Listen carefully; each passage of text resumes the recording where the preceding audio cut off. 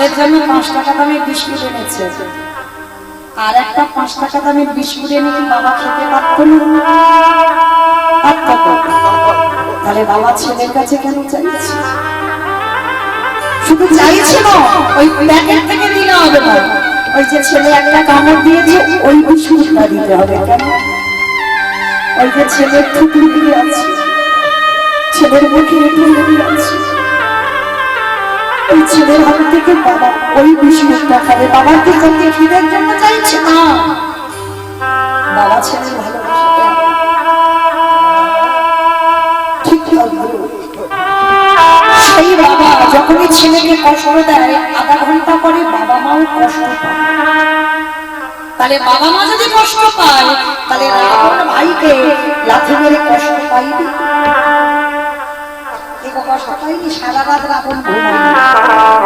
কে বলে রাবণের চরিত্র ভালো নয়, রাবণ খারাপ লোক? শুধু লোকের বাইরেটা দেখলে হবে না, কোন কোন মানুষের দেখবেন বাইরেটা খুব কঠিন হয়, আবার দেখবেন কোন কোন মানুষের বাইরেটা দেখলে খুব শান্ত খুব ভালো, কিন্তু ভিতরটা খুব কঠিন। রাবণটা যে ছিল কেমন, বাইরেটা কঠিন ভিতরটা নরম। ভাইকে দাঁড়িয়ে নিয়ে সারা রাত রাবণ ঘুমাচ্ছে, শুধু মনের ভিতরে একটাই কথা পাচ্ছে, না জানি ভাইটাকে লাথি মারলাম কোথায় না জানি গেল, ভোর হোক একবার দেখে আসবো ভাইটাকে। কারণ রাবণ তো ভালো করে জানতো আমার লাঠিটা খেয়ে কত দুধ যাবে। এই জায়গাটা ভালোভাবে শুনবে। তা ভোর হতে না হতে বাবা একেবারে রাবণটা যে গিয়ে দাঁড়িয়েছে কোথায়, যেখানে মানুষ চলে গেছে, গিয়ে ডাকছে ভাই,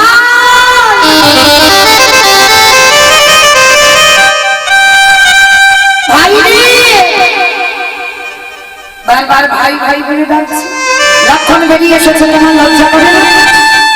কালকে তুমি তোমার ভাইয়ের বুকে লাথি মেরে তাড়িয়ে দিয়েছো, আর আজকে তুমি তোমার ভাইয়ের পা ধরে ক্ষমা চাইছো? যাবে না তোমার ভাই?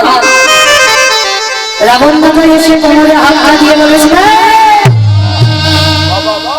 তুই কি মনে করেছিস কালকের ভাইয়ের বুকে লাথি মেরে আর আজকের পা ধরে ক্ষমা চাইছিস? তাহলে এলে কেন?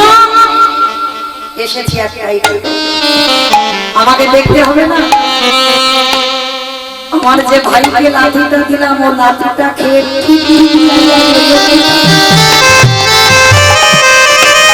যে লাঠিটা খেল, লাঠিটা খেয়ে ঠিক জায়গায় এলো কিনা আমায় দেখতে হবে না? বলছে রাবণ, এইরকম ভাইকে কেউ লাঠি মারছে? একটা কথা বলবি, এই জগতে প্রত্যেকটা ভক্ত শুধু বলে আমার ভাই ভাই লাঠি মেরেছে, লাঠি মেরেছে, লাঠি মেরেছে। না, ওটা লাঠি নয়, ওটা জগতে কোনো সাধারণ লাঠি নয়, ওটা ছিল ওই রামের লাঠি। ওরে রাম রে, আমি যদি আমার ভাইকে লাঠিটা না দিতাম, আমার ভাইকে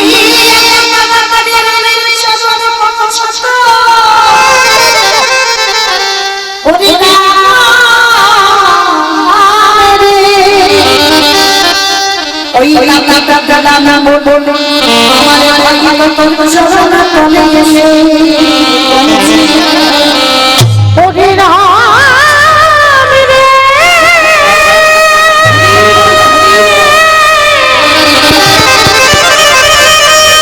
আমি যদি আমার ভাইয়ের বুকে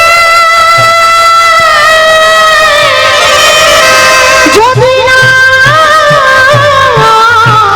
লাঠি তবে কি এত কাঁদাকাঁদি আমার ভাই তোর চরণে আসিতে না?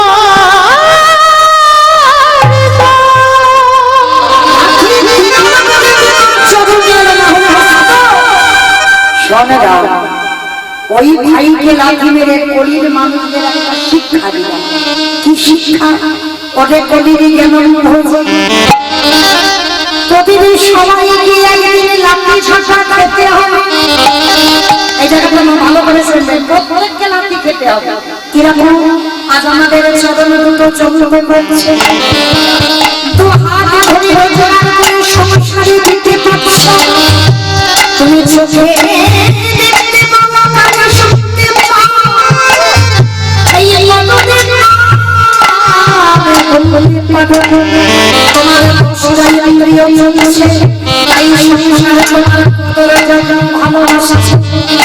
কিন্তু যেদিন তুমি আর ভালো করে বাঁচাতে পারবে না, যেদিন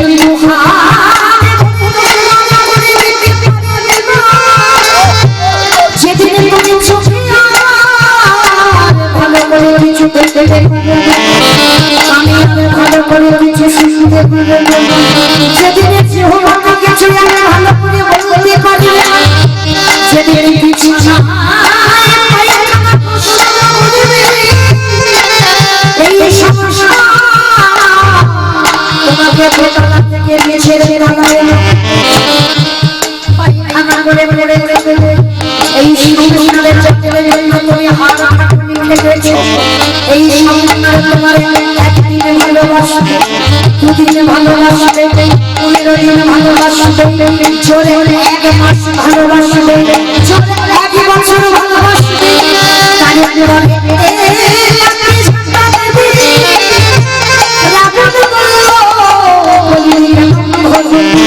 শিশুকে কৃষ্ণ হল কৃষ্ণ যৌবনাকালে কৃষ্ণ হল আসমান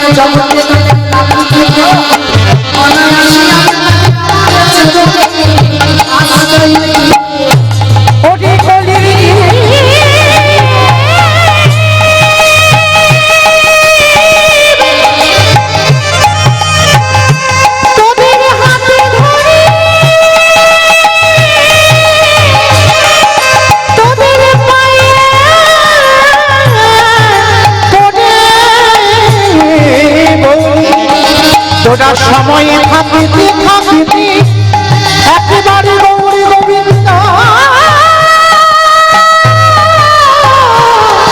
চরণে আসা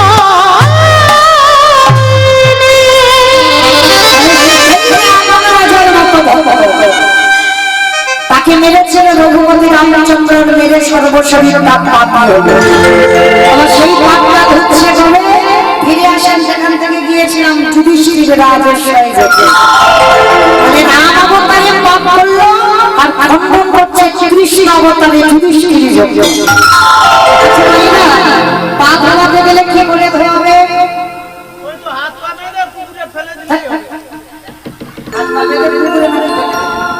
পাত্রে জল নিতে হবে, ঘটি নিতে হবে, আর যার পা ধোবাবো বাবা তার কাছে আমার মাথাটাকে নিচু করতে হবে। বিশ্বের শ্রেষ্ঠ মালিক ভগবান আজকের পা ধোবাবে বলে যজ্ঞের দরজায় দাঁড়িয়েছে। অগ্নিদেব, পবনদেব, বরুণদেব, ইন্দ্র, ইন্দ্রাণী, ব্রহ্মা, সাবিত্রী, শিব, দুর্গা সব পথ দাঁড়িয়ে আছে। এমন সময় জগৎ জননী মা বাবা ভোলানাথকে ডাকছে, কামনা আর দেরি নয়, চলো কৃষ্ণ পা ধোবাবে, পা দুটো ভালো করে ধুইয়ে। এইবার এইটা কথাটা বলা আমার জগৎ জননীর কথা শুনে বাবা ভোলানাথ বলছে, পার্বতী তোমার কি মাথার গন্ডগোল? কৃষ্ণ পা ধোবাবে আর আমাদের মতো পাপীর পা দুটো বাড়িয়ে দেবে? শোনো, তোমার যদি এত ধোয়াবার ইচ্ছা হয় তো তুমি লাইনে দাঁড়াও, কিন্তু আমার পক্ষে আমার কৃষ্ণ দয়াময় ধোয়াতে পারবে না। এই বলে বাবা ভোলানাথ কি করেছে, লাইন থেকে বেলাইনে চলে গেছে। আর আড়ালে গিয়ে মনে মনে ভাবছে কৃষ্ণের চোখে ধুলো দিয়ে যজ্ঞের ভিতরে যেতে হবে। মানে ধুলোটা দেবো কি করে? আড়ালে গিয়ে ভোলানাথ কি করেছে, একটা ধুম করে করে কুকুর হলো। কেন কুকুর হলো? কুকুর হচ্ছে বাবা সব থেকে প্রভু ভক্ত। আর কুকুর হয়ে পিছন থেকে একটা দুটা করে আসছে, কৃষ্ণ হেড হয়ে পা ধোয়াচ্ছে, আর পায়ের মাঝখানটা বাবা একটু ফাঁকা মতো দেখেছে। আর বাবা ভোলানাথ মনে মনে চিন্তা করলো ওই জায়গা থেকে ঢুকে গিয়ে একেবারে যজ্ঞের ভিতরে চলে গেল, কৃষ্ণ আমার পা ধোয়াতে পারবে না। বাবা ঠাকুর এই জায়গাটা আমার বৈষ্ণব ঠাকুরের একটু বোঝার হলো, কি বলুন না জগতে বাবা, এই যে আমি দাঁড়িয়ে আছি মুদ্দাম পিছনটা তো আমি দেখতেই পাচ্ছি না, সামনে যতদূর আমার চোখ যাচ্ছে ততদূর দেখা যাচ্ছে কে কীর্তন শুনছে, কে শুনছে না, কে পাখার বাতাস খাচ্ছে, কে হেসে যাচ্ছে, কে কেঁদে যাচ্ছে, আর কে বসে বসে আমি দেখতে পাচ্ছি না, আমার চোখে ধুলো দেওয়া যায়, কিন্তু যে ছেলে বাড়ি বাংলা হাতে তার চোখে ধুলে দিতে পারবে, সময় মতো খাতা কলমে লিখে ঘরে পৌঁছে দেবে। তাহলে কৃষ্ণের চোখে ধুলো দেওয়া যায় না। যেমন বাবা গৌতম মুনির স্ত্রী ছিল অহল্যা, তাই তো পঞ্চসতীর মধ্যে একজন সতী ছিল অহল্যা। এই অহল্যা মা যখন সতীত্ব নাশ করলো, দেবরাজ ইন্দ্র গুরুপত্নী হরণ করলো, তখন গৌতম মুনি অভিশাপ দিল কি সর্বাঙ্গে হবে করে ভোগ চিহ্ন। সেটা পরবর্তীতে আসতে বাদে হলো সহস্র, মানে দেবরাজ ইন্দ্রের শরীরে সহস্র চোখ, কিন্তু তার থেকে তোমার কৃষ্ণের শরীরে বাবা আরো চোখ বেশি। সে চারদিকে ঘুরে ঘুরে বেড়াচ্ছে, কে কি করছে দেখি। কারণ ভগবান মন্দিরে থাকে না, ভগবান তীর্থে থাকে না, ভগবান ভক্তের হৃদয়ে থাকে না, থাকে কোথায়? যেখানে ভক্ত প্রধান কীর্তন গায় সেইখানে প্রভু আমার অবস্থান। তার বিশ্বাস আছে না আছে বলতে পারবো না, আমার বিশ্বাস কোনো না কোনো জায়গায় দাঁড়িয়ে কোনো রূপ ধরে প্রভু এই হরিকথা শ্রবণ করছে। আজকের বাবা ভগবান হেড হয়ে পা ধোয়াচ্ছে, আর বাবা ভোলানাথ ওই কুকুর রূপ ধারণ করে কৃষ্ণের চোখে ধুলো দিয়ে চোখে যায়। পায়ের মাঝখানটা ফাঁকা মতো দেখেছে, পিছন থেকে ভোলানাথ একটা দুপা করে আসছে, আর এসে কি করেছে, কৃষ্ণ তো নিচু হয়ে আছে দেখতে পাচ্ছে না, আমরা দেখতে পাচ্ছে না, কিন্তু দেখতে ঠিক পাচ্ছে। পিছন থেকে এসে সবে ওই পায়ের ফাঁক দিয়ে মাথাটা, আর যেই না মাথাটা দেওয়া কৃষ্ণ হাঁটু দুটো নিয়ে কুকুরের কানের কাছে চেপে, আর যেই না কানের কাছে চেপে দিয়েছে, কুকুর কি করবে? কেউ কেউ করবে কৃষ্ণ কৃষ্ণ কৃষ্ণ বলে ছাড়বো বলে ধরি না, হে বৈষ্ণব হে বৈষ্ণব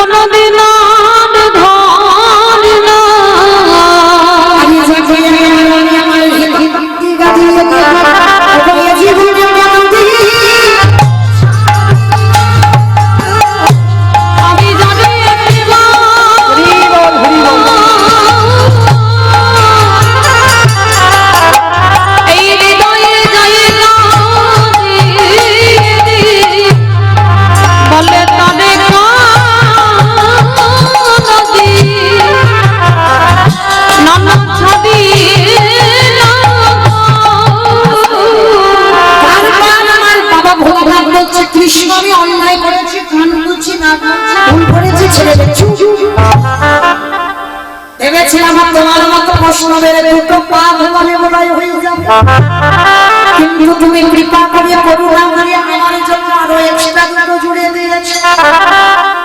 আমার বুঝেছে আমার কথা? শিব ঠাকুরের কটা পা? দুটো পা। কুকুরের কটা পা?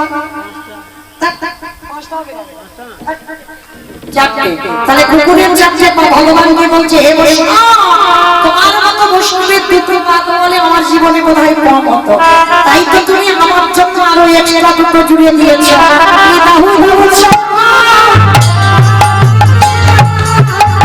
আমি ভক্ত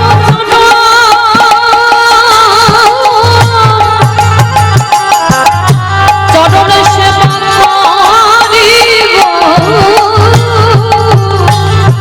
বলে দাও দাও চরণ বড়াই দাও। সেই দিন আমার ভগবান কি করেছিল জানো?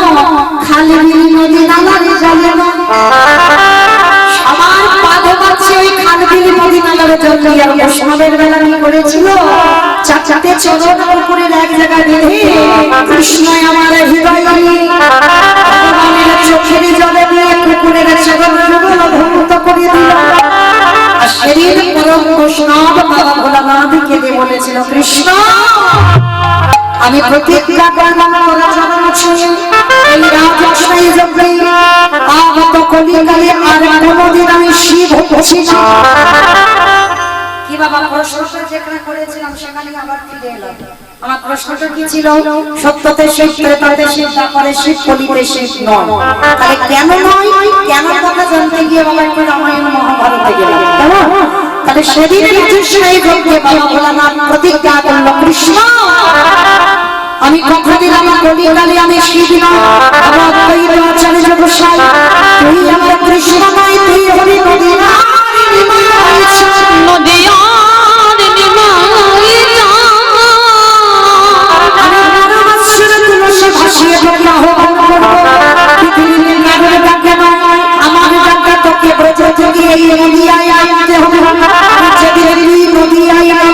আমি শান্তিপুর থেকে নদিয়ায় যাব,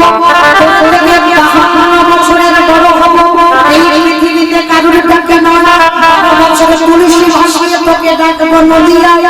রাজশাহী যেমন পুকুরের চরণ তুই তোর চোখের জলে ধৌত করলি, আমি যেমন তোর চরণে বিধি হয়ে গেলাম।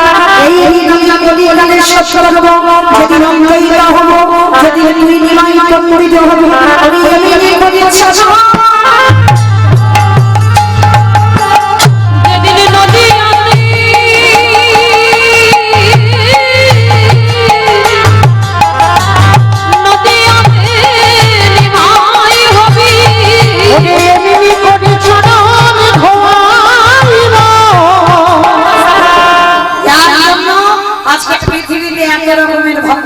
সত্ত্বেও আজকের অদ্বৈত আচার্যের ডাকে কৃষ্ণ গৌর হয়ে এসেছে। এইবার আপনাদের চরণে আমার একটা নিবেদন, যে বাড়িতে আজকের এই দুর্যোগের মধ্যে কেউ কীর্তন, আমার দুটো ভাই নিতাই গৌর নিতাই দুই ভাই, সন্তানের নাম যদি রাখো মা এরকম দেখো কেমন।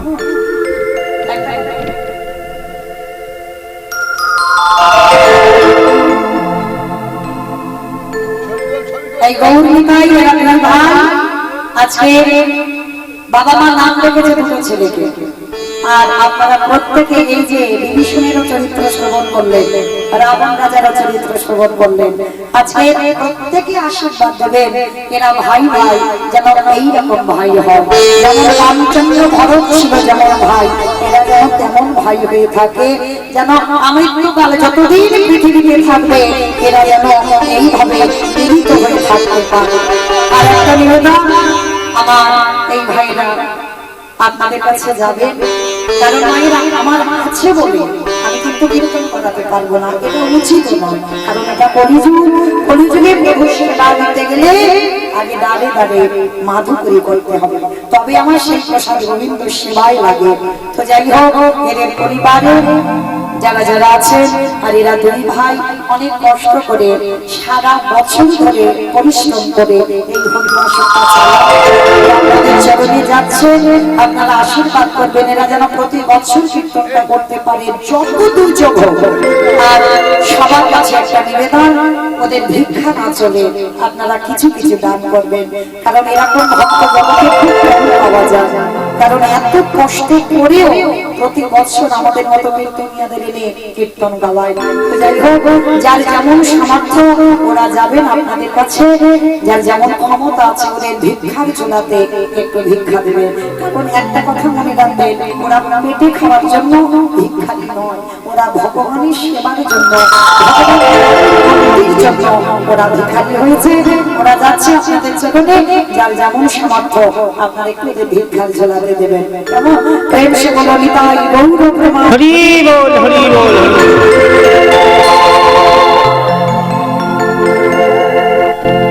চেষ্টা করবেন ভাইরা একটু বেশি বেশি দেওয়া যাবে, ছন্দ নামাজটা না হয়, কারণ এইখানে কিছু জমা দিলে সেটা ভগবান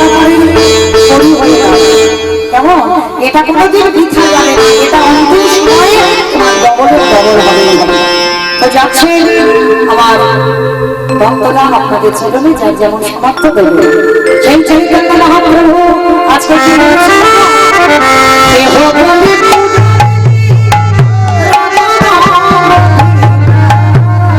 বলে পুরামিতি নমন অধীরা। আমাইরা রান্নার কিন্তু ধ্যানটা জানা দিতে থাকে কেমন ওই একটু প্রেম সে হুলুম ধরি দাও। দেহ বলে দেহ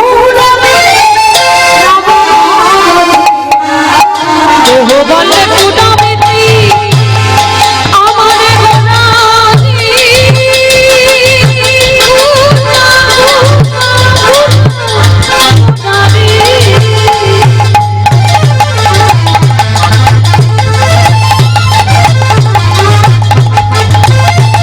ওই নদিয়া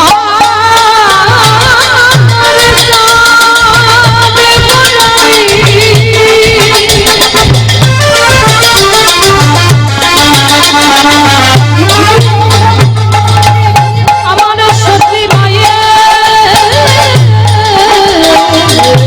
নয়ন তারা গোরা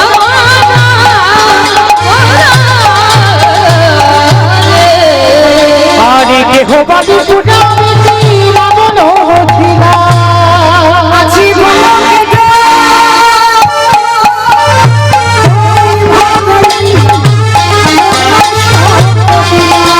ওই কলমের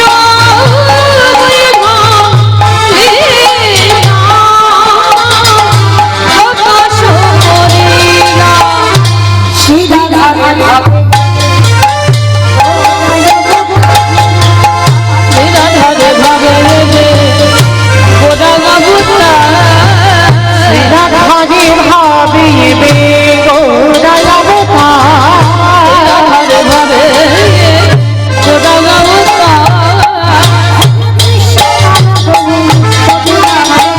ওই হরে কৃষ্ণ নাম ওরে নাম হরে হরে কৃষ্ণ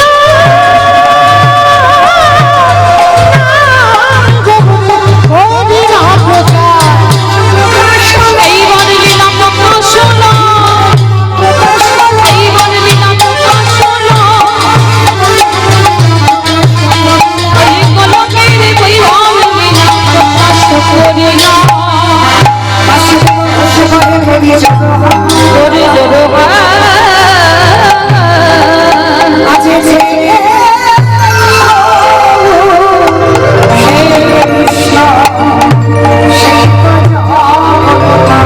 সেই তো জবান আমার সুদেব ধসে আহে এইবার লীলা প্রকাশ হলো বাসুদেব বসে কহে এইবার লীলা প্রকাশ হলো বাসুদেব সে কহে এইবার লীলা প্রকাশ হলো বাসুদেব বসে কহে এইবার লীলা প্রকাশ হলো বাসুদেব সে কহে এইবার লীলা প্রকাশ হলো বাসুদেব বসে কহে এইবার লীলা প্রকাশ হলো বাসুদেব ঘোষে কহে এইবার লীলা প্রকাশ হলো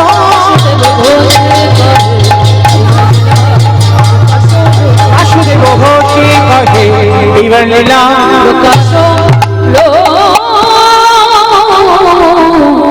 বাসুদেব বসে কহে সবাই চলে যাবো তামাইরা সবাই দেখে একবার প্রেম সে বলেন তো গৌর সংসারে ধনিতা হলো কি এটাও ধ্বনিটা হলো বলে এটা কি জয়, এবার জয় নয়, একটু প্রেম সে জয় দাও। এত জোরে জয় দেবে কত দূর শোনা যাবে। ক্যানিং নদী পেরিয়ে আর ওপারে হচ্ছে কুড়ালি পেরিয়ে উত্তর ভাগ পেরিয়ে বারাইপুর চলে যাবে। পাওয়া যাবে এত জায়গায় ঘুরতে আপনাদের জানি মানে যদি হৃদয়ে প্রেম ভক্তি দিয়ে যাওয়া যায় না, সোজা চলে যাবে সুরধ্বনি গঙ্গা। যাদেরকে আমি দেখতে পাচ্ছি না একদম, যারা পর্দায় শুধু দেখছে, একবার আপনাকে তোলেন তো দেখে আমার সবাই পিছন থেকে সবাই আপনার নিবেদন প্রত্যেকে একসাথে কেউ বাবা অর্ধেক কিন্তু নয়, চরণ ধরে নিবেদন সবাই সম্পূর্ণ একসাথে দাদা ভাই বাবা ভাবি যারা আছেন পিছনে, আমার পিছনে যারা একটু ধসে যাচ্ছে দেখতে পাচ্ছেন, ওই দেখো মাঝখানটাও ধসে গেছে, তোমরা দেখে তোমরা সবাই একসাথে বলবে যারা যারা ইউটিউব করছে এবার একটু ওইগুলো ওই দিকে দেখো, কারণ আমার সঙ্গে সঙ্গে দেখা যাবে বোঝা যাবে কারা হাত উঠছে আর কারা হাত উঠছে। এরা তো দুদিন পরেই তো ছেড়ে দেবে, তখন দেখতে পাবে যে কীর্তনীয় মমিতা কীর্তনটা দেখি তখন হাতগুলো সমান দেখা যাবে। সবাই দেখে একবার একসঙ্গে কেমন গৌর সম্মানে কি নবদ্বীপে ভাবে কি সচিনী গানে কি বিশ্বনাথে কি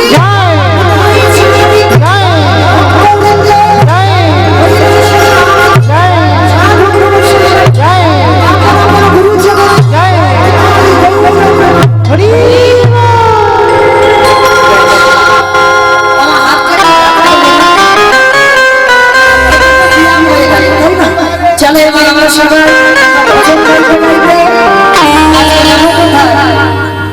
সেই একেবারে সুরধ্বনি ধরি। তবে আজকের একটা কথা বলেনি, বৃন্দাবনে ঠিক যাওয়া হবে না, কেন হবে না? কারণ আমার উপরে একটা লীলার দায়িত্ব দেওয়া হয়েছে। কেমন আজকে যাবো কোথায়? ত্রেতা যুগে রঘুপতি রাম আজকের আমার উপরে দায়িত্ব দেওয়া হয়েছে আশ্রমে নামে ভক্ত সহযোগী উদ্ধার। যাওয়া হবে না, যেতে হবে সুরধনী গঙ্গায় ধরে যাবো সবাই। সুরধ্বনির কিনারায় সোনার নুপুর দিয়া নাচে নাগরেরা সুন্দর গৌরাঙ্গরা। সুরধ্বনির কিনারায় সোনার নুপুর দিয়া নাচে না করে গো সুন্দর গৌরাঙ্গরা। ওই সুরধ্বনির কিনারায় সোনার নুপুর দিয়া নাচে নাগরেরা সুন্দর গৌরাঙ্গরায়। ওই সুরধ্বনির কিনারায় সোনার নুপুর দিয়া নাচে না করে গো সুন্দর গৌরাঙ্গরা। ও নাচে সুন্দর